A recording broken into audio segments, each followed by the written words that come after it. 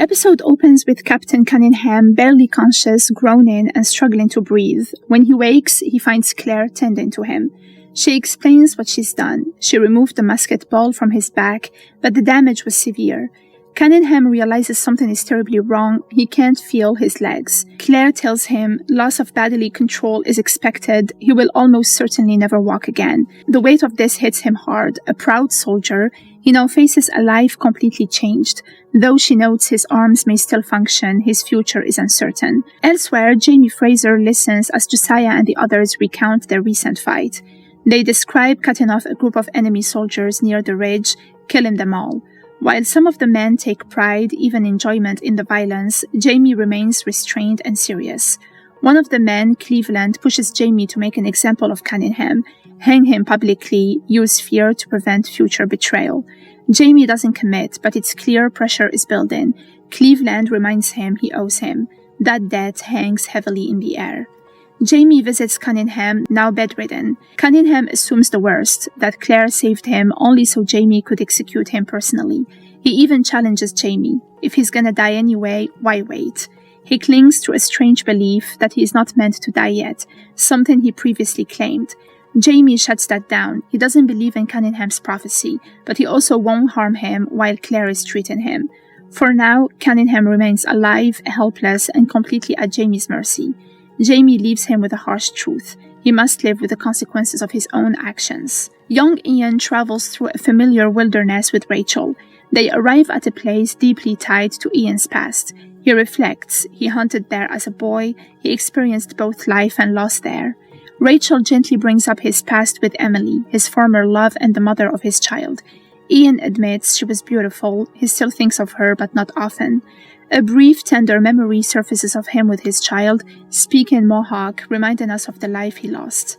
Meanwhile, Roger Mackenzie opens up to Brianna about his recent experiences in battle. He describes the chaos and terror of war, the overwhelming sense of purpose he felt.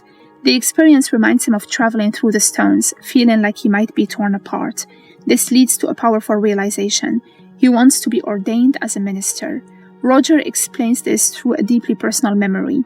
As a child during a bombing, his mother saved him. His father caught him as he fell. He believes they were always part of something bigger. He concludes their lives are part of God's plan. They were never changed in history. They were always meant to be in it. Brianna accepts his decision. Their bond deepens both spiritually and romantically. A major confrontation unfolds between William and his cousin Ben, now going by General Bleecker. William is furious. Ben faked his death, let his family grieve, secretly joined the Continental Army. Ben explains his reasoning. He was influenced by revolutionary ideas like those in Common Sense. He came to believe the American cause was just, but the emotional core runs deeper. His wife encouraged him to fake his death. He did it partly for his child. This revelation shocks William and angers him even more. When Bleecker questions why William cares so much about his wife, William snaps. He has been the one comforting her in her grief. That crosses a line, and the two cousins fight, beating each other up. Bleecker immediately has William arrested as a traitor. Young Ian later meets a Mohawk friend. He learns devastating news. The villages have been destroyed, many people were killed, and others fled. Ian desperately asks about Emily and their children, but no one knows their fate. Back at Fraser's Ridge, Jamie dictates a formal declaration. He's made a firm decision about the men who betrayed him. His orders, their tenancy is revoked, they're evicted, they have 10 days to leave. If they return, they will be shot. Claire questions him. What about the wives and children? Are they to suffer for the men's actions? Jamie remains resolute. He frames it almost like a religious judgment. The betrayal has broken their bond, they're cast out completely. Finally, one of the former allies, Crombie, tries to apologize. He claims he acted out of fear, he was trying to protect his family. But Jamie doesn't bend. He tells him plainly he's no longer welcome, he must leave like the others. The Bridsleys will take over his position. Crombie is left with nothing but the consequences of his choice. Young Ian and Rachel arrive at the home of Joseph Brant, a powerful figure who clearly moves between both native and British worlds. Ian pleads for answers about his former Mohawk family, but Brant is cold and dismissive.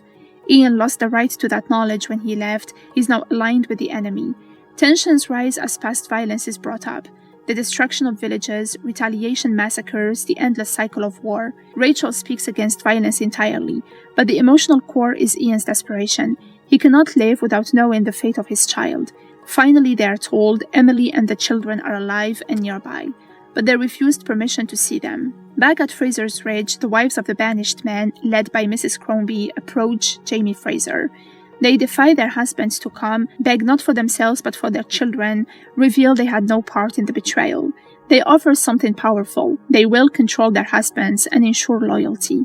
Claire's influence is left here, implying women often hold more power than men realize. Jamie remains firm at first. The men betrayed him, the punishment was justified, but the women's courage and desperation clearly affect him. Rachel finally confronts her feelings. She admits to Ian she is jealous of Emily.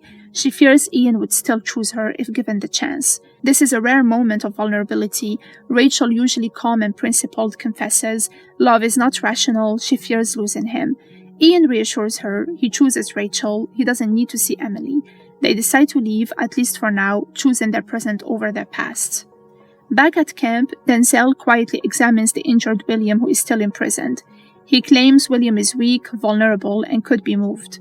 In a subtle act of rebellion, Denzel reveals his plan. He will fake a smallpox diagnosis, use quarantine as cover, help William escape. Meanwhile, Roger receives a letter from Frances Marion. The message is clear. Marion still distrusts Jamie, but he trusts Roger.